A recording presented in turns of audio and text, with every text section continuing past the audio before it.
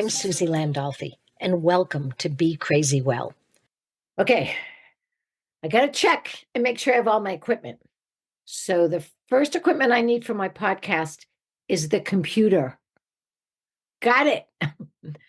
The computer needs equipment. It needs a microphone, needs a video camera, and we need lights. If I shut all these lights off, you won't be able to see me. So there's a lot of equipment that goes into doing a podcast. That's not the only thing I do in my life.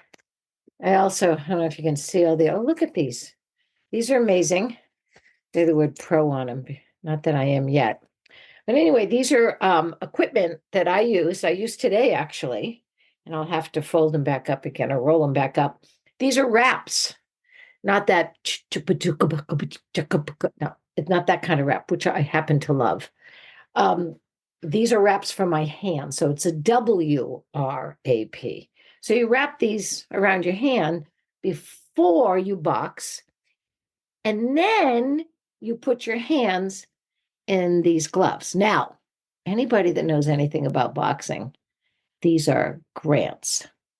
These are the piece de resistance, the best equipment, hard to get. Look at that logo. Isn't that great? And they're small so that when I hit someone, it's going to really hurt. I know you think bigger. Well, no, smaller. So it's got special padding and you lace them up.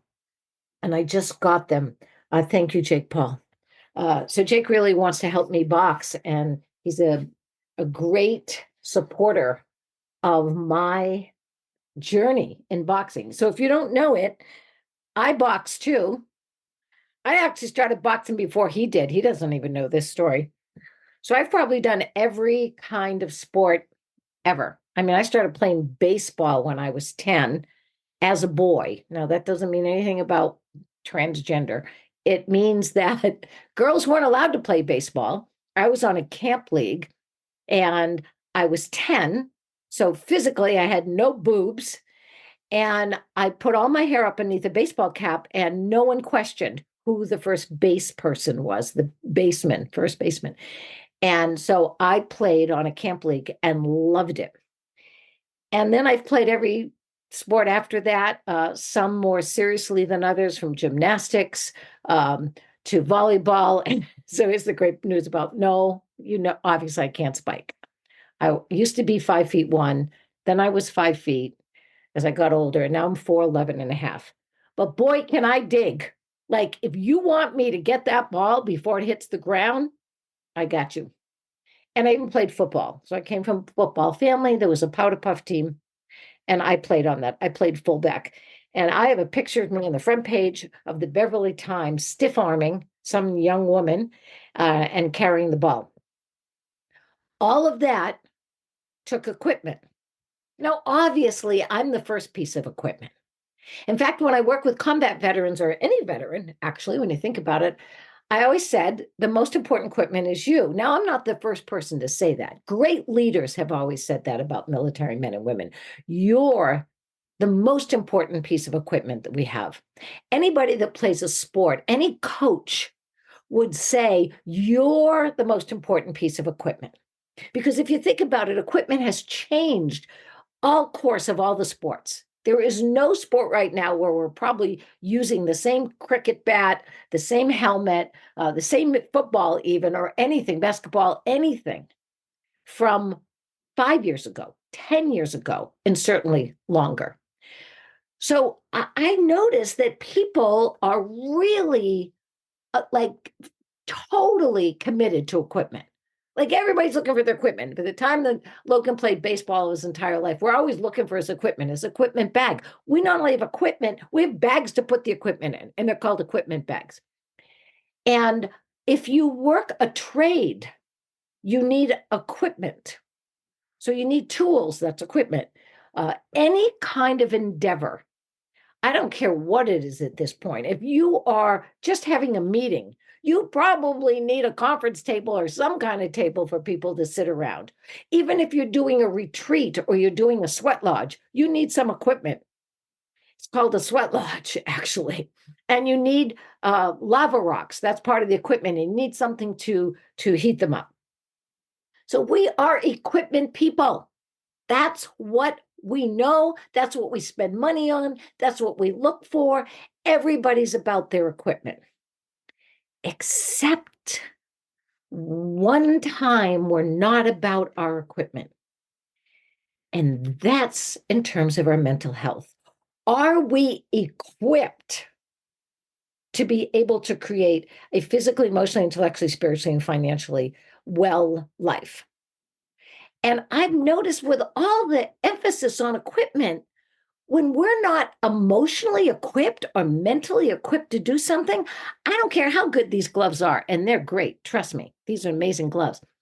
When I go into that gym, if I'm not focused, if I'm not able to breathe, if I can't listen to my coach, if I can't manage my body and my mind, those gloves are not going to make me a better boxer at that moment.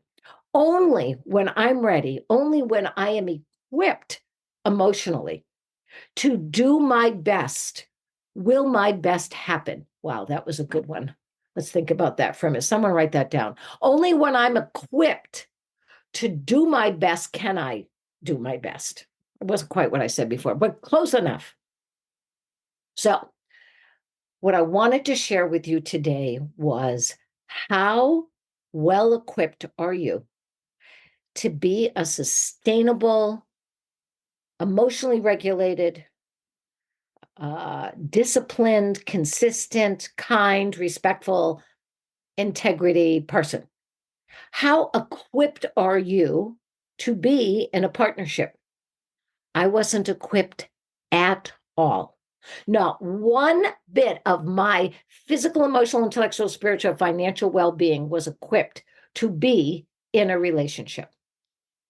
Well, maybe I could be in a relationship for a couple of months, but I couldn't be in a partnership for a long term. I could not. I was ill equipped. Now, ill equipped means that I don't have the right equipment. I didn't have any equipment at all. I wasn't ill equipped. I was not equipped. So I'm thinking about this now about why are we so adverse to equipping ourselves, to go get help, to talk about what we struggle with, to practice to get better equipped to do the things that we do. How about parenting? Now, there's a good one. Yeah, how equipped were our parents when we were born? I can tell you, both of my parents were pretty unequipped. And my mom was better equipped, for sure, better equipped. My dad was not equipped at all. How he was trained to be a parent, or actually how he was trained from his parents in his childhood, did not equip him to be a good parent. It was so traumatic. It was so like ill-equipped. It was so just traumatizing that when we came along, as much as he thought he wanted to have children, and he probably did want to have children, once they arrived, he had no equipment at all, physically or emotionally, mentally, spiritually, even financially, to be able to help nurture us and deal with us and be able to stay regulated himself. It was like one or the other. He either was going to just regulate himself and then we were going to be neglected, or he would come down hard on us, like just rageful on us to try to get us to be the way that he wanted. That's the wrong equipment. I was talking to a veteran last week, a wonderful man, a very successful combat veteran. Now he has his own business. And he hardly ever, I don't think he's ever called me for support. And he's part of MVP. And he said to me, called me, and he actually texted me first and said, my son ran away. And his teenage son, and he ran away. We're at odds. I don't know what to do. And I'm just at a loss. So I got on a call with him and found out all of the scenario. And first, what I asked him was, what did he do when he was 15? And you know what I heard? Oh, I was in a really bad neighborhood. There were gangs. I ran away. And it was like he didn't even realize what he was saying. And he stopped and he went, holy shit. I, I, I am ill-equipped to be able to help this teenager based on what happened to me. And as we went through his father's trauma and how his father treated him and treated the kids, he realized, he said, oh, now I'm doing to him what was done to me. I'm yelling, I'm controlling. Wait, he even talked about how he used alcohol and that he's sober now. So we had to go back through what that had done as well. He wasn't equipped to feel great about himself because of the trauma that he went through. And when he got anxious, he had to use something, a piece of equipment, it's called alcohol, to help calm him down. He didn't know how to do it for himself. He didn't have that core strength. And we talked, didn't take long. Go apologize, tell him your story. You've been too harsh on him. Why does he want to be there? It took one conversation of him explaining what happened to him and how he was ill-equipped and how he was doing to his son what was done to him. And he totally apologized and said, I don't want to do that. You're 15 years old. We can start to have a very different relationship, and I hope you'll forgive me. The kid was like, I'm in. So it's this idea, and maybe it was because this combat veteran knew about equipment. Maybe when I started to talk to his language and I started to say ill-equipped, like your rucksack, and I asked him a question, I said, if I was your CO and you're going to go on a mission and I give you a rucksack, and in that rucksack, half of it is filled with shit that's not yours, doesn't fit you, won't work for the mission, and was broken, what would you do? Especially if I turn my back. He goes, well, the minute you turn your back, I'm going to take it out. I'm going to go hide it. I'm going to go bury it somewhere and never tell you that I took out all that equipment that would not keep me or my teammates safe. Same in a sport. If you open up the equipment bag and there's a broken bat, you're not playing baseball that day. If there's a baseball that's coming unwrapped, you'll probably try to play with it, but it isn't going to work as well as if it was in good shape. So when I said that to that young man, about giving you a rucksack filled with shit that won't work and how he would throw it out, that's what we're doing. That's what it means to do your physical, emotional, intellectual, spiritual, and financial work, your practices. It's about throwing out the stuff that was given to you, the equipment that was given to you, what was done to you, and throw it out. Start again. It's tough. It's hard to start as an adult, and start to practice things that actually will help create the person you deserve to be and the life you deserve to live. It's changing your equipment. Your voice is your equipment. Your words are your equipment. Your actions are your equipment. All of it is part of you, and you are the most important piece of equipment in any kind of partnership or parenting or work or mission. That's what it's all about. So I wanted to share that with you today, and I hope you watched last week's podcast. It was with Tyler Cochran, and Tyler talked a lot about his equipment and his experience.